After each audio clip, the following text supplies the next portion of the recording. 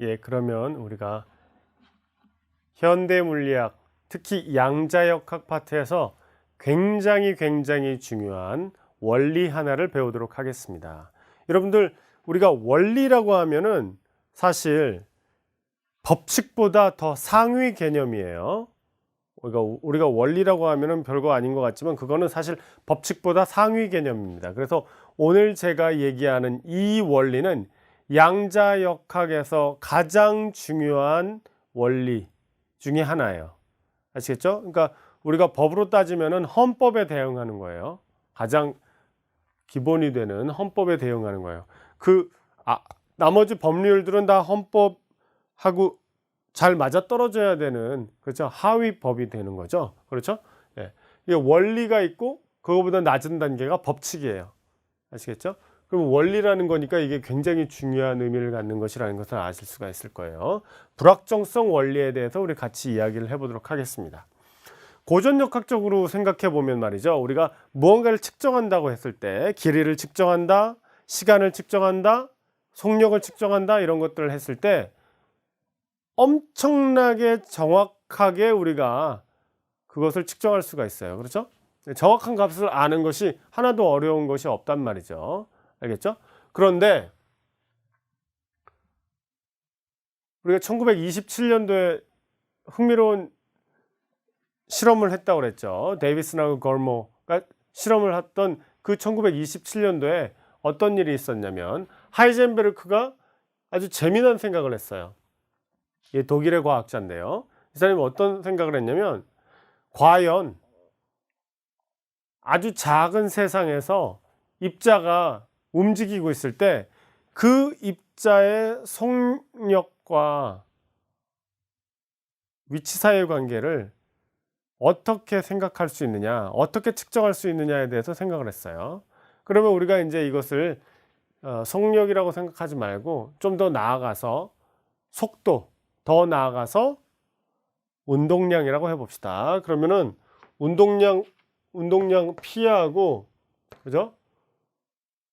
위치하고 있다고 한다면 운동량은 사실상 이제 이와 같이, 위치도 이와 같이 표현해야 되겠죠. 우리 X로 쓰지 말고 우리 R로 써봅시다. 일부러.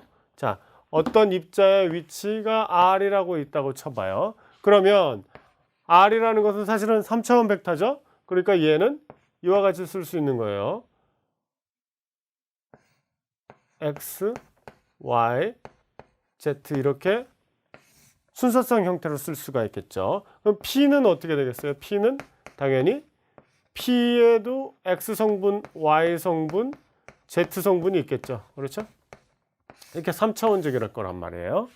그런데 흥미롭게도 하이젠베르크는 이와 같은 관계식이 생길 거라고 했어요. 그러니까 위치 벡터가 있으면 이 위치 벡터에 X, Y, Z 성분이 있고 PX, PY, PZ 성분이 또 운동량에 대해서 있을 때 각각의 X 성분의 편차, 그렇죠?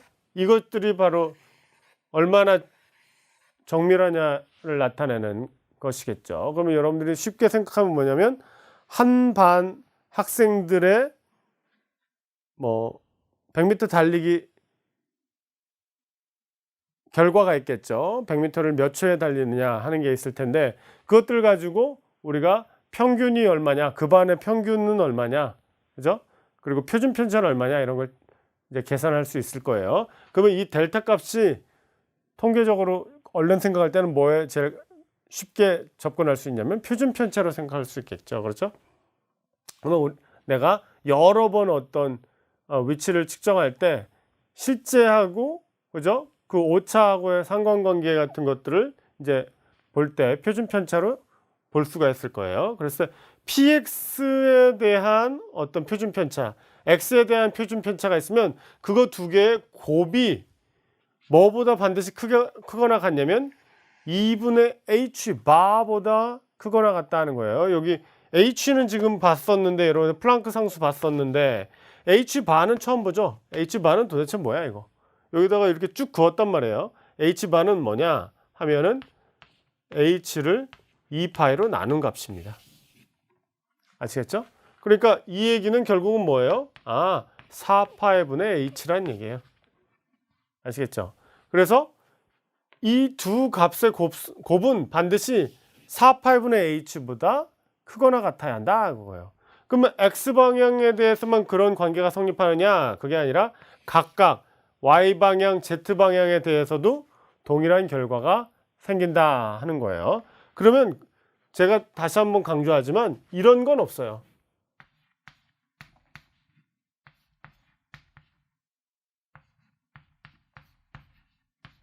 이런 건 없어요. 알겠죠? 왜? 이거는 운동량의 y방향 성분에 대한 표준 편차고 얘는 x방향에 대한 표준 편차죠. 얘네 둘 사이에는 이와 같은 불확정성이 없어요. 같은 방향에 대해서만 영향을 끼친단 말이에요. 아시겠죠? 이 얘기는 뭐라고요? 결국은 위치의 x성분, 운동량의 x성분을 동시에 정확하게 얻을 수 없다 그거예요. 그래서 한쪽이 매우 정확하다는 건 뭐예요? 델타 x가 매우 작아진다는 거죠. 그렇죠? 그렇게 되면 결국은 어떻게 돼요? 이게 만약에 0으로 다가가는 상황인데 어떤 그죠? 양의 숫자보다 커진다는 얘기는 뭐예요? 얘는 엄청나게 커져야 된다는 얘기죠. 얘가 계속 작아져 가는데 얘는 엄청 커져서 두 개의 곱이 계속 어떤 유한한 값보다 크거나 같아야 되기 때문에 그 얘기는 얘를 정확히 측정하면 할수록 얘는 매우 부정확한 결과를 얻는다. 그런 의미를 가진다는 거죠. 나머지 것들에 대해서도 동일한 얘기를 할 수가 있어요. 그러면 왜 이런 일이 벌어지겠느냐 하는 게 이제 핵심인데 그걸 이제 이와 같이 이해해 봅시다. 우리가 전자의 위치와 운동량을 측정한다는 것은 어떻게 우리가 측정할 수 있어요? 저절로 알 수 있나요?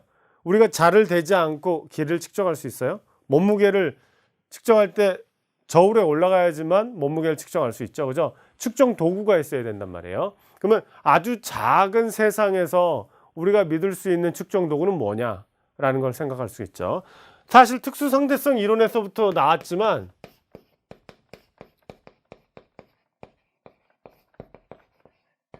특수상대성 이론에서 가장 중요한 게 뭐죠? 가장 중요한 거. 우리가 믿을 수밖에 없는 건 뭐예요? 빛의 속력은 진공에서 유한한 값 C로 있다는 거예요. 그죠? 이게 대략 3 곱하기 10의 8승/ms다 하는 거죠. 이거 하나 믿을 수 있는 값이었죠. 그렇죠?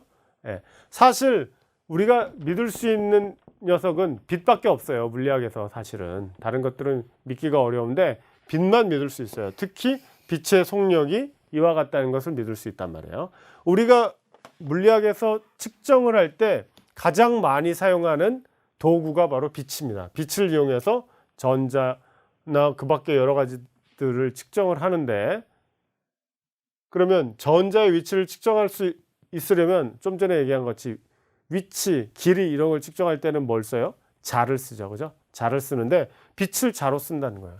이게 무슨 얘기예요? 단색광을 딱 이용한다는 건 뭐예요? 파장이 일정하다는 얘기죠. 파장이 일정하다는 얘기는 뭐예요? 여기서부터 여기까지가 한 눈금인 자란 뜻이에요.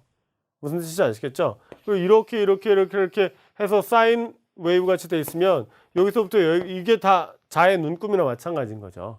아시겠죠? 그런 걸 가지고 우리가 전자의 위치를 측정할 수 있다는 얘기예요. 그러면 전자의 위치를 매우 정확하게 측정하려면 어떻게 해야 되는 거예요? 눈금이 매우 그죠? 촘촘한 자를 이용해야지만 그 위치를 잘 측정할 수 있죠. 길이를 잘 측정할 수 있죠. 그 얘기는 뭐예요? 촘촘한 자를 사용한다는 거는 파장이 매우 짧은 빛을 사용해야 된다는 얘기예요. 그렇죠? 파장이 짧은 빛을 써야 뭘 잘 측정할 수 있다고요? 우리가 원하는 입자의 위치를 측정할 수 있다는 말이죠.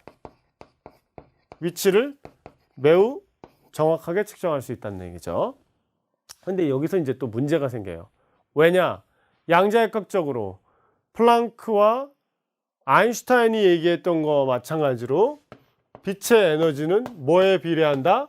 진동수에 비례해요. 그렇죠? 그리고 파장의 역수에 비례한단 말이죠. 이와 같이. 그런다는 거는 파장에 반비례한다는 거예요. 그러면 파장이 짧아지면 짧아질수록 어떻게 되는 거예요? 에너지는 매우 매우 커지는 거죠. 그렇죠? 자, 파장이 짧은 빛은 에너지가 매우 높아요. 에너지가 높아.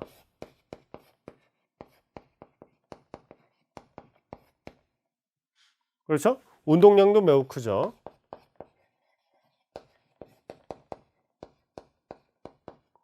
그렇죠? 왜? 이와 같은 광자는 이와 같은 운동량을 가지고 있기 때문에. 그러면 얘하고 얘를 측정한다는 건 어떻게 하는 거예요? 사실상 광자가 전자에 부딪혀야지만 측정할 수 있는 거죠. 그죠? 상호작용을 해야지 된다는 거는 가서 충돌한다는 얘기예요. 충돌한다는 얘기는 뭐예요? 얘가 얘한테 충돌을 한다는 건 여러분들 당구공이 있는데 여기서 당구공이 가요. 근데 이 당구공이 운동 에너지가 크면 클수록 어떻게 돼요? 치면은 얘한테 많은 에너지를 전달해 버릴 수가 있겠죠. 운동량도 마찬가지예요. 얘가 큰 운동량을 가지고 가다가 하면은 얘한테 큰 운동량 전을 이제 전달할 수가 있단 말이에요. 그 얘기는 뭐예요? 그 얘기는 얘가 원래 가지고 있던 운동량이 아닌 다른 운동량으로 바뀌어 버린다는 얘기죠. 빛이 파장이 짧으면 짧을수록 여기 있는 전자의 위치는 굉장히 정확하게 측정할 수 있는데 반해서 파장이 짧기 때문에 이 광자는 높은 에너지 그리고 큰 운동량을 가지고 있어요. 그러니까 얘랑 충돌할 때 이 전자한테 운동량도 많이 전달하고 에너지도 많이 전달해 버려서 원래의 운동량이 아닌 값을 가지게 된다는 얘기죠. 무슨 얘기인지 알겠죠? 그래서 결과적으로 델타 X가 매우 매우 작아짐에도 불구하고 델타 PX가 매우 매우 커지는 이런 일이 발생할 수가 있다는 얘기죠. 아시겠죠? 자, 그러면 이번에는 거꾸로 운동량을 매우 잘 측정하고 싶다고 해보세요. 그 운동량을 매우 잘 측정하려면 어떻게 해야 돼요? 여기 입자가 있는데 그 입자의 운동량을 잘 측정하려면 운동량의 변화를 되도록 안 일으키면서 측정을 해야지 그 운동량을 되도록 잘 측정할 수가 있죠. 그렇죠? 그렇다면 어떻게 해야 돼요? 이게 툭 쳐야 돼요? 아니면 살짝 갖다 대야 돼요? 툭 치면 어떻게 돼요? 그 사람이 탁 밀리잖아요. 그렇죠? 그러니까 밀리지 않고 살짝 갖다 대야지 그 사람의 운동량을 잘 측정할 수 있단 말이에요. 살짝 갖다 댄다는 얘기는 뭐예요? 운동량이 작은 상태의 광자를 이용해야 된다 하는 거예요. 그래서 양자화된 빛은 광자를 이용해야 된다는 얘기예요. 그러면은 운동량이 작다는 얘기는 뭐예요? 그렇죠. 파장이 길다는 얘기예요. 그렇죠?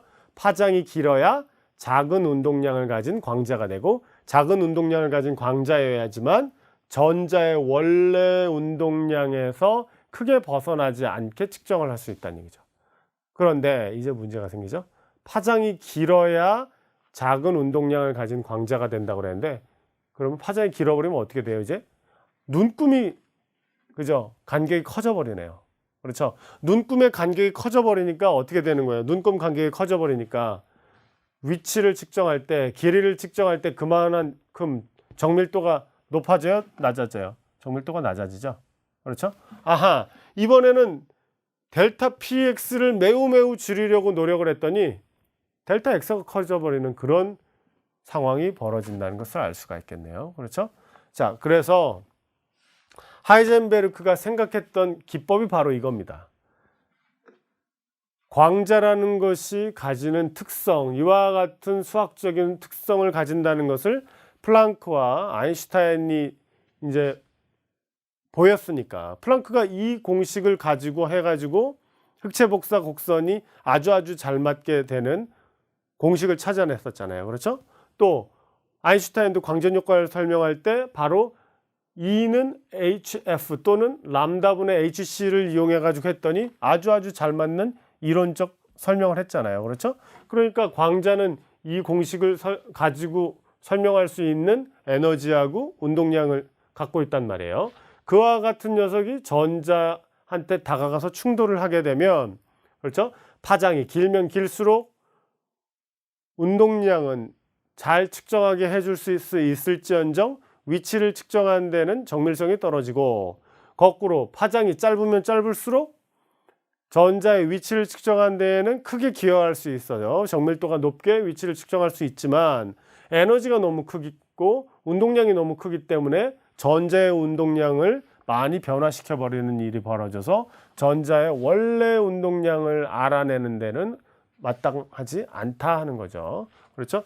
그래서 이와 같은 방식으로 하이젠베르크가 생각한 것이 바탕이 돼서 불확정성 원리가 처음에 만들어지게 되었습니다.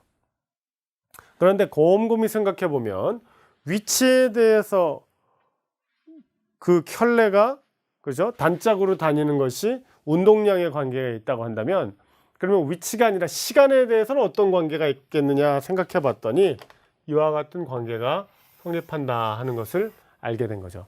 에너지에 대해서 잘 측정하면 측정할수록, 그죠? 그래서 굉장히 정확도 높게 측정하면 측정할수록 그를 측정하려면은 굉장히 오랜 시간 동안 측정을 해야 된다 하는 거예요. 델타 E가 매우 작아지려면 델타 T는 매우 커져야 된다 하는 것을 알 수 있는 거예요. 아시겠죠?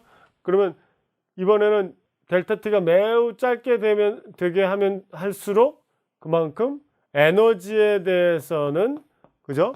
정밀도가 떨어진다 하는 것을 또 알 수가 있는 거라고 할 수 있겠어요. 그래서 여러분들이 이것들 사이의 관계식, 위치하고 운동량 사이의 관계식에 대꾸를 이뤄서 에너지하고 시간 사이에도 불확정성 원리가 존재한다 하는 것을 알면 되겠습니다. 그래서 그 값이 되는 것이 흥미롭게도 2분의 h 바더라, 다시 표현하면 4파이분의 h더라 하는 거예요. 그래서 이게 뭘 얘기하냐면 양자역학적인 세상에서는 우리가 아주 작은 픽셀이 있다는 거예요.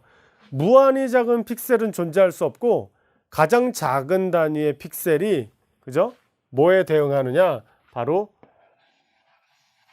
플랑크 상수에 대응한다 하는 거예요. 그래서 이만한 픽셀들이 존재하고 이거보다 더 작은 픽셀을 만들어낼 수 없다는 거죠. 아시겠죠? 그래서 요만한 것들이 쭉 모여 있는 것들이 바로 양자적 세상을 이룬다 하는 것이 되겠습니다. 그래서 불확정성 원리가 매우 중요한 양자역학적인 원리다 하는 것을 여러분들이 알아두시면 되겠습니다. 하이젠베르크의 불확정성 원리 반드시 잘 기억을 해두세요. 어떠한 양자역학적 시스템도 불확정성 원리에 위배되기가 어렵겠어요? 쉽겠어요? 어렵죠. 그렇죠? 그것들을 여러분들이 잘 이해해 놓으면 되겠습니다. 불확정성 원리는 양자역학을 이해하는 데 매우 중요한 거예요. 그래서 불확정성 원리를 위배하는 그런 시스템은 나타나지 않는다 하는 것을 알아두시기 바랍니다. 자, 이것으로써 우리가 양자역학 세상에서 필요한 여러 가지에 대해서 이해해 봤습니다. 맨 처음에 시작한 것도 어떤 것이었어요? 고전역학에 대해서 이야기를 했죠. 뉴턴 역학이 보여준 것은 천체의 운행과 지상에서의 물체들의 운동을 모두 잘 설명할 수 있는 하나의 통일된 법칙을 만들어냈다. 그리고 전자기하학이라는 것은 자기적인 현상과 전기적인 현상이 별개인 거라고 고래로 생각하고 있었는데 쭉 올라오면서, 그렇죠? 1800년대 중반에 이르러서는 전자기가 하나의 현상으로 이해할 수 있겠다라는 것을, 그죠? 전기 현상하고 자기 현상이 별개가 아니라는 것을 이해할 수 있게 됐어요. 그리고 이제 우리 다 알았다, 물리는 더 이상 공부할 필요가 없다라고 생각했는데 그렇지 않다는 것을 알아낸 사람들이 점점 나타나기 시작했다고 했죠. 그렇죠? 그런 것들에 대해서 이해를 했고요. 맨 마지막으로 불확정성 원리를 얘기했는데 이 불확정성 원리가 양자역학의 가장 근간이 되는 원리 중에 하나다. 이것을 위배하는 양자역학적인 시스템이 나올 수가 없다라는 것을 강조하면서 마치도록 하겠습니다.